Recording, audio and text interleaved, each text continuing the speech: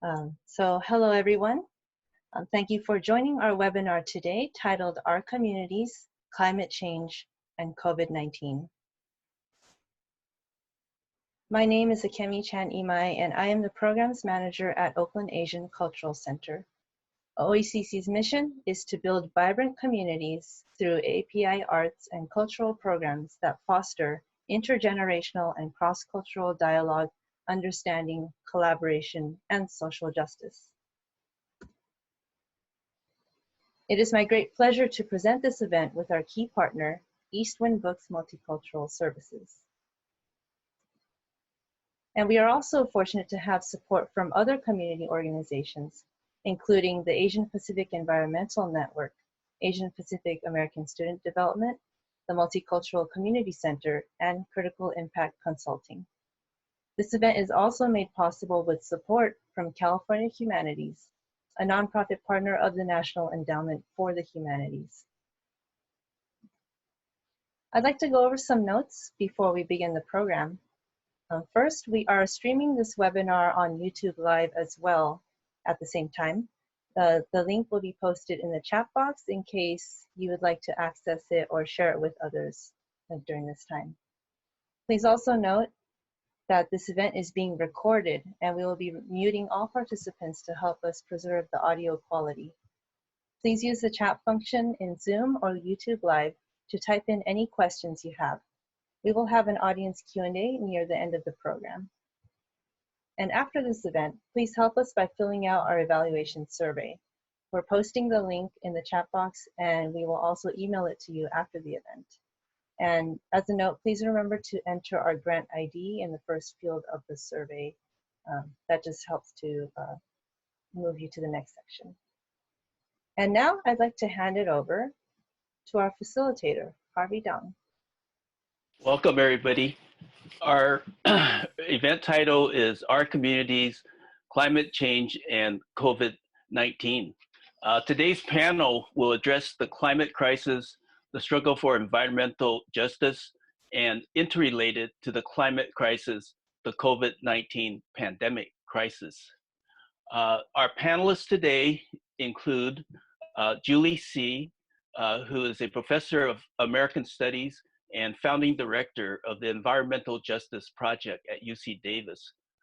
She's the author of Environmental Justice in a Moment of Danger.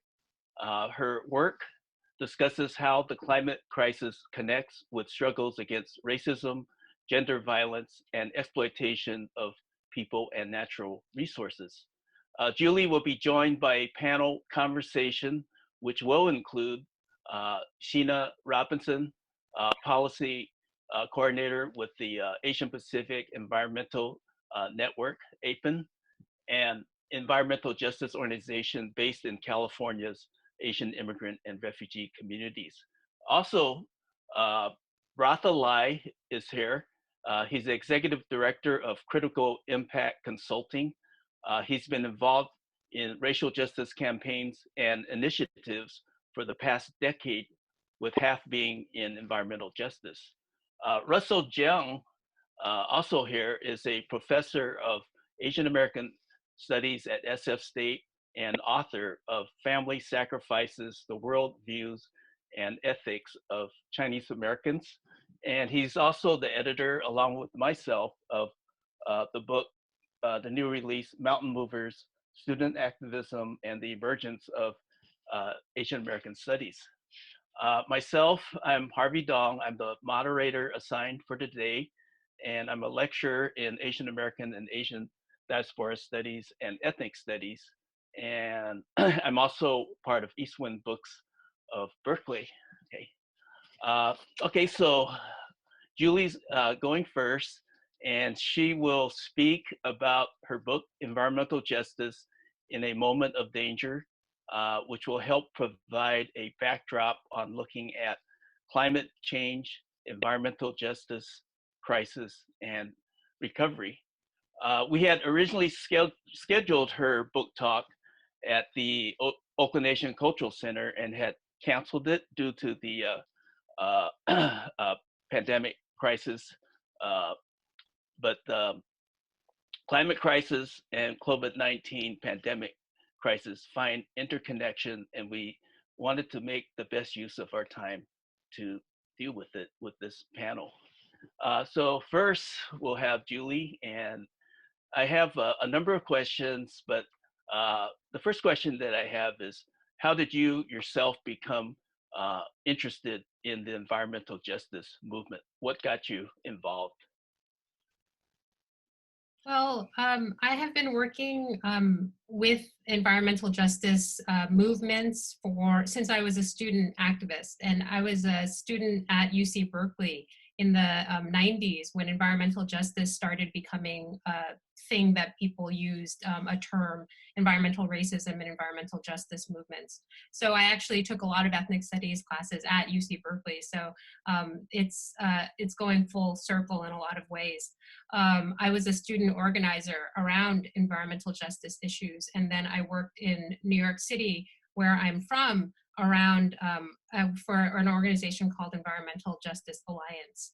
I also grew up in Chinatown in New York City, and I think that a lot of my early interests in environmental justice really come from my background and personal experiences growing up in Chinatown and not really understanding a lot of the history, or I just sort of took it for granted that, Chinatown, was how people grew up. And then I went to Berkeley and I took ethnic studies classes with people like Ron Takaki, and I learned a lot more history that I had never ever learned before.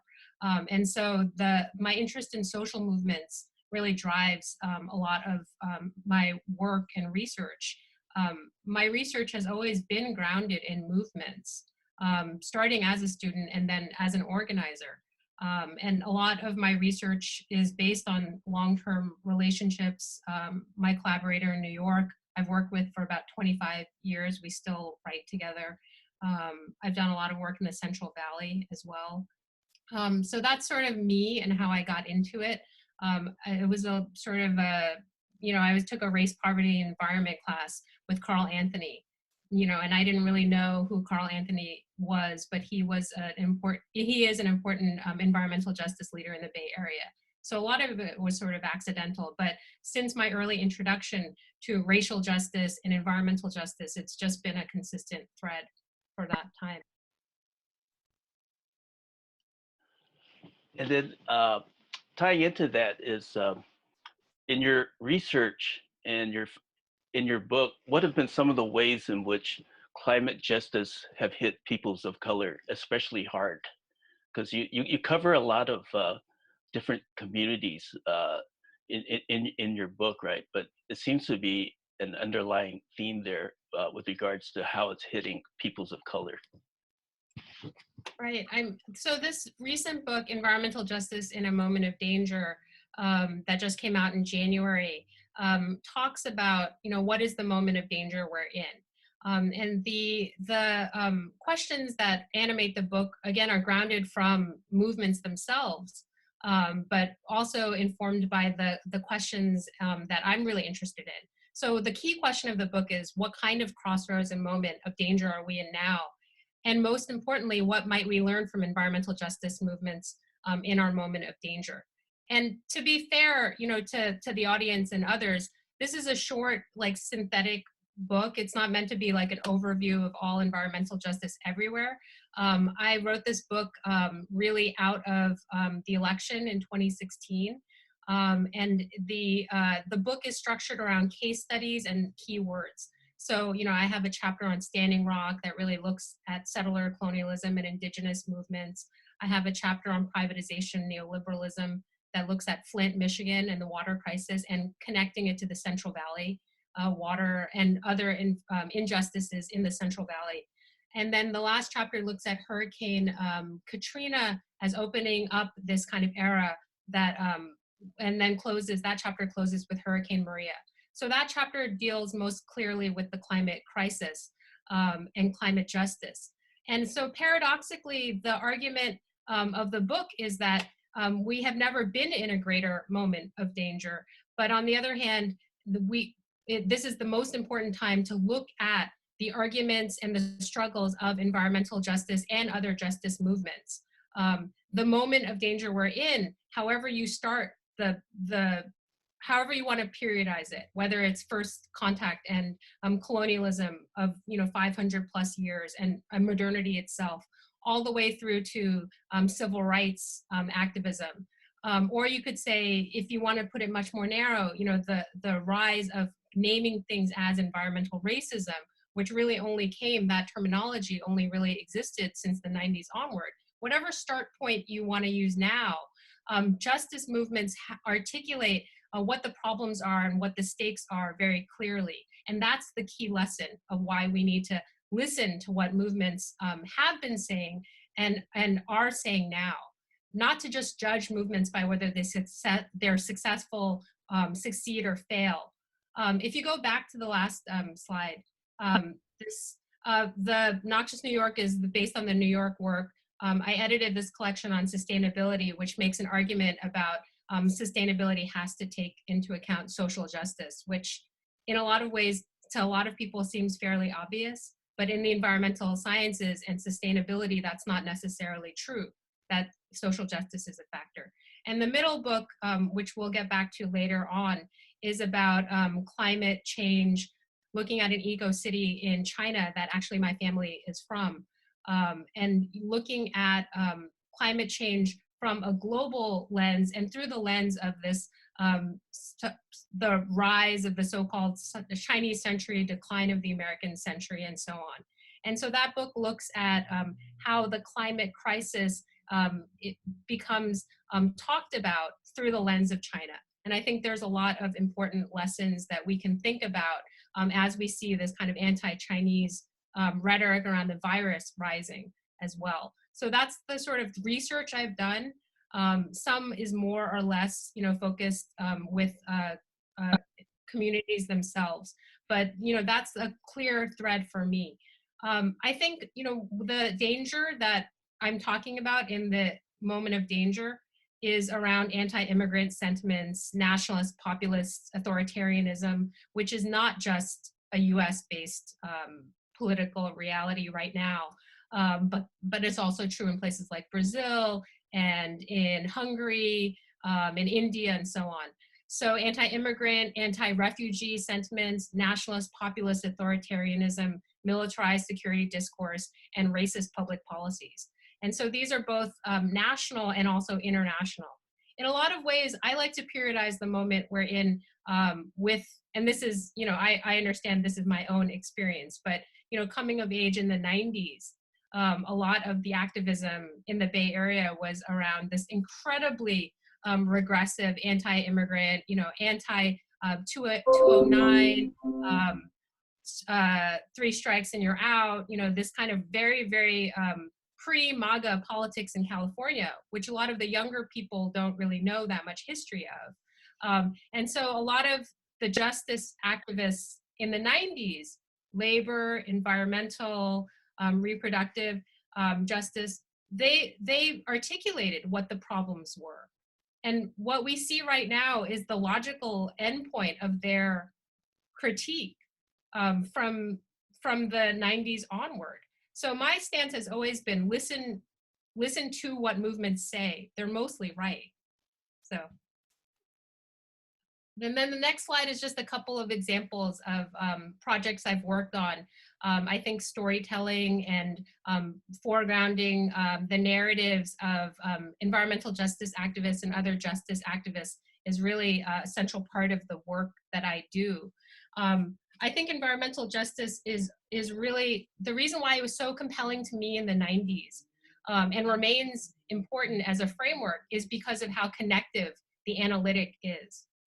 The idea that environmentalism is connected to race and class, and that you can't separate environmental and health and planning and social justice and injustice, that's a very powerful worldview, and it's a very powerful way of understanding what problems are, but also in, as this panel will talk about, what are the responses that we can make that don't exacerbate the already existing inequalities, whether they're environmental, political, health, or social. Another question I have too is you talk a lot about how all these movements interconnect, but you also address in your book the importance to look at it through a climate justice lens. I was wondering if you could talk about what does it mean to apply a climate justice lens to look at all these social issues that are taking place today. You know, how does that how do you apply that? Yeah, with a climate justice lens. Yeah. Right, and the climate justice framework, and for those of you who are unfamiliar with these principles, movement principles, principles of environmental justice, principles of climate justice, the Hermes principles for working together. I think the environmental justice movements and other justice movements create really powerful frameworks. And so again, that question of how climate change hit people of color especially hard is a really important question in climate justice analysis. So the classic way of thinking about environmental justice and climate change would be through the lens of distributive impacts. Are the people who are responsible really facing the effects the worst? And actually, no, it's the opposite. The people who are least responsible tend to be the ones who are worst hit. So there's a lot of distributive injustice components of it. There's a lot of procedural justice components to climate change, which is who gets to make policy, who is at the table, and so on. So the justice lens, I think, that is the core is the focus on power and the focus on power as the lens of thinking about causes and solutions. And you can see lots of examples of this. And I really think Hurricane Katrina and Hurricane Maria exemplify this very well. Also the militarized response that happened, especially after Katrina. In terms of AAPI and refugee climate justice issues, I think the rest of the panel will also be touching on them. But there are so many examples where a climate injustice lens makes sense for AAPI and refugee communities, whether that's the Pacific Islands and other small island nations that are already vulnerable to sea level rise. For example, in the Marshall Islands. And I know in Sacramento, where I live, there is a diaspora of Marshallese populations and a very active youth climate justice organizing around climate justice issues. Countries like Bangladesh and Vietnam are particularly vulnerable to sea level rise, and also the disasters that come from intensifying conditions like cyclones and so on. The AAPI refugee populations in the U.S. face unique vulnerabilities at home and at work, and that was before COVID, before the refugee program basically was being completely shut down. AAPI communities are impacted by gentrification, ongoing legacies of war and violence, and also contemporary authoritarianism, again, as a global phenomenon in places like Brazil and India. So I think if that gives you some sense of the wide variety of what climate injustice looks like and how it might be particularly impacting AAPI and refugee communities, that's at least an opening starting point, but we'll talk about it in the panel as well. Okay, great. Yeah, thanks, Julie, for this overview. And the next part is we'll focus on one person's story, a community member in Oakland, California, and how he got involved in the environmental justice movement. And this man's name is Pan Hai Ball. Okay, so we'll watch a video.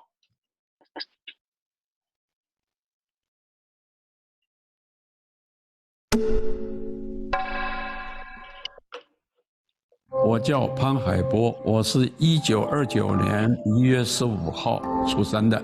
很幸运，我与伟大的民权领袖马丁·路德·金是同年同月同一天的生日。我是1943年进入铁路43，一直工作到1990年，差不多接近50年，是做修理火车的。技术工人。感受是很同情那些人，同情这些成天跟煤炭烟尘接触的那些人呢，都变成了黑脸，衣服都是黑的。这个不要紧，这是外表，可以洗得掉，吸到肺里头去了，让那个肺吸收了这些尘。那个煤矿工人呐、采石场啊、采矿的工人呐、到了30-40岁、40-50岁都是矽肺病，那就是看到要死的，没法治的。我是1991年移民到奥克兰，就没有换过地方，一直在这里。所以后来我到了美国来了以后这个空气这么新鲜，我很高兴。我这样人的寿命都会长一些。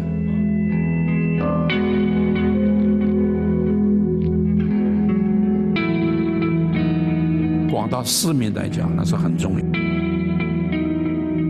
每一个城市都有一个常年的比较多的那个风向，叫做中国话来讲就是常年的季风。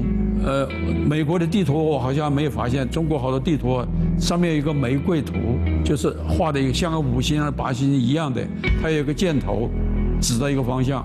这个是这个城市的常年季候风，附近的居民长期吸这个粉尘对身体是很有害。主要这个粉尘吸到肺里去，因为煤炭有很多毒素的。有人来介绍我说这里有一个亚太环保网络，我说他做什么的？他是搞环保节能。好，我有兴趣的，所以我把我知道的，我跟议员们，跟我们 A 派组织都讲。这样子的话呢，大家都爱护这个地球，爱护环境，见到破坏环境的应该反对，对吧？像我们反对煤炭运输就属于这个，让人类能够世世代代很幸福地生活下去。